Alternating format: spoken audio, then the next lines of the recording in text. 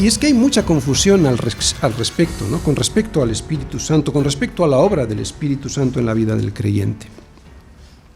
Todos conocemos o sabemos de gente que dice que si no has sido bautizado en el Espíritu Santo recibiendo el don de lenguas, es que no eres un creyente de verdad. Todo este nuevo movimiento que lleva poco más de 100 años de vida, nunca te explicará los 2 versículos que hoy vamos a ver aquí. Sin embargo, estos 2 versículos son muy importantes para la seguridad de nuestra alma. Muchas de esas personas se sienten cómodas en ambientes en los que reina el desorden, tirándose por el suelo, contorsionándose con bailes y hablando unas lenguas que nadie entiende ni interpreta, y que desde luego en poco se parece al orden de Dios. Dios no es un Dios de desorden ni de confusión. Por eso yo creo que estos versículos de hoy nos aclararán muchas dudas al respecto. Vamos a leerlos, versículos 13 y 14.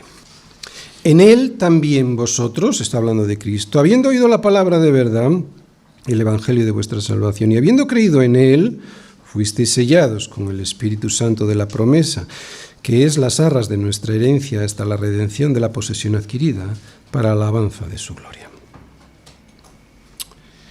Parece que no dice nada, pero ya veréis cómo dice mucho. Hasta aquí hemos estado viendo en las 2 predicaciones anteriores, pues las bendiciones que Dios Padre y Dios Hijo derrama sobre sus hijos. Ahora veremos las bendiciones que tenemos en Dios Espíritu Santo.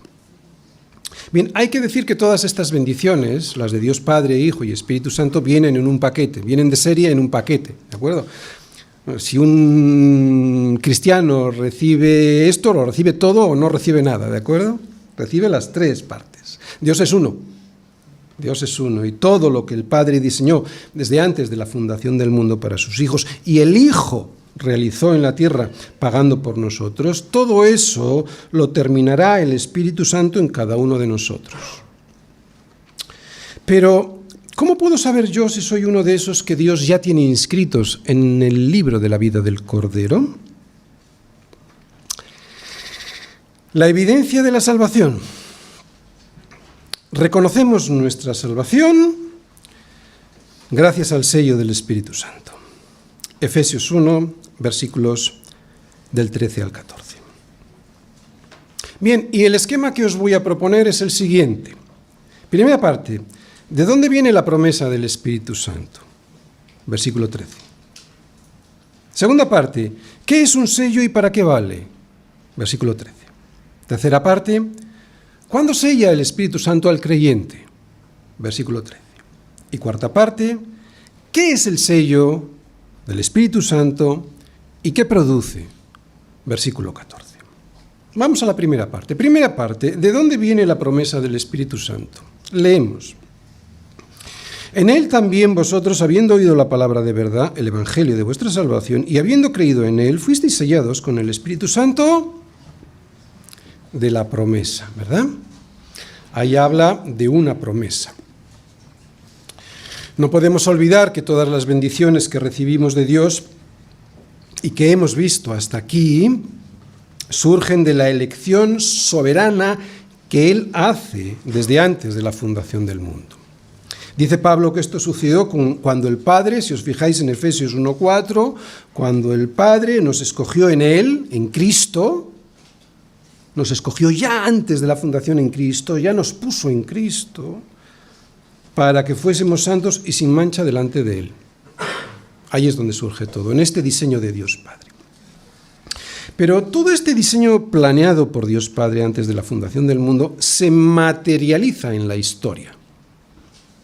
Estaba hecho antes de que Dios creara el mundo, pero claro, evidentemente esto se tiene que materializar en la historia. Primero, con la vida y muerte y resurrección de Cristo, y segundo, después, con la acción del Espíritu Santo sobre sus hijos. Y esta acción del Espíritu Santo estaba ya anunciada, prometida desde el Antiguo Testamento. Por eso en este versículo 13 vemos que el Espíritu Santo es llamado el Espíritu Santo de la promesa. ¿De acuerdo?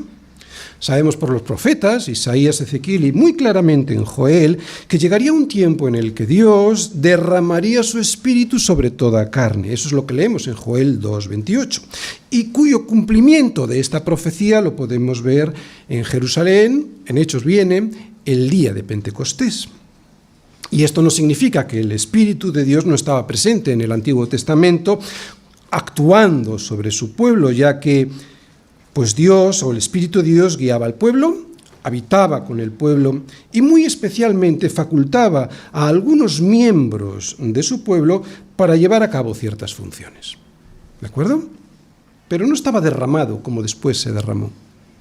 Esto, lo de facultar a ciertos miembros de la comunidad, del pueblo de Dios, para que tuviesen ciertas funciones, para que tuviesen especialmente entendimiento, son los que llamamos los profetas, ¿verdad? A ellos el Espíritu de Dios los capacitaba, dándoles un entendimiento y un discernimiento de las cosas de Dios para guiar al pueblo.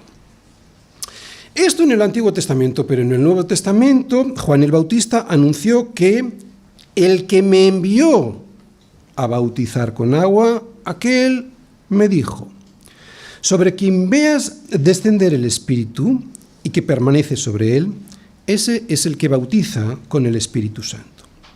Y ese de quien hablaba era Jesús, evidentemente.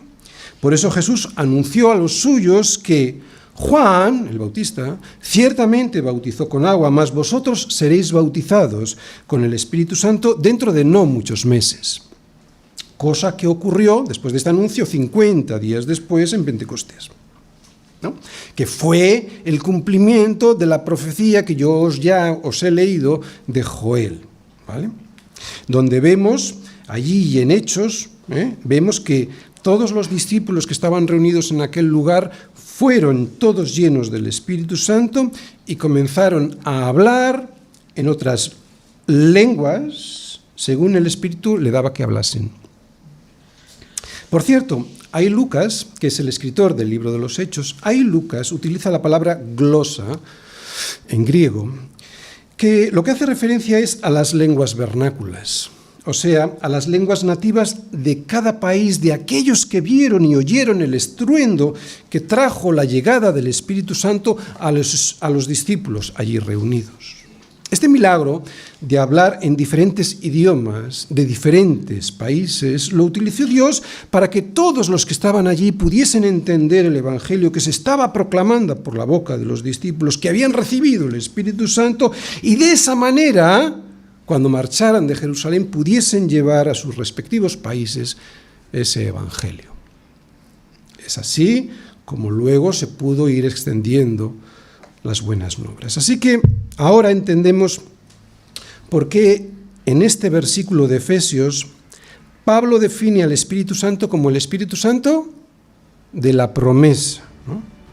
El Espíritu Santo, pues, es una bendición añadida a las que ya hemos estado viendo hasta aquí y que, atención, es absolutamente necesaria para que su pueblo tenga poder. Y es en este poder donde muchos se confunden. Quieren ver este poder como el que tiene Superman, pero es un poder mucho más poderoso, aunque bastante más humilde en sus manifestaciones externas.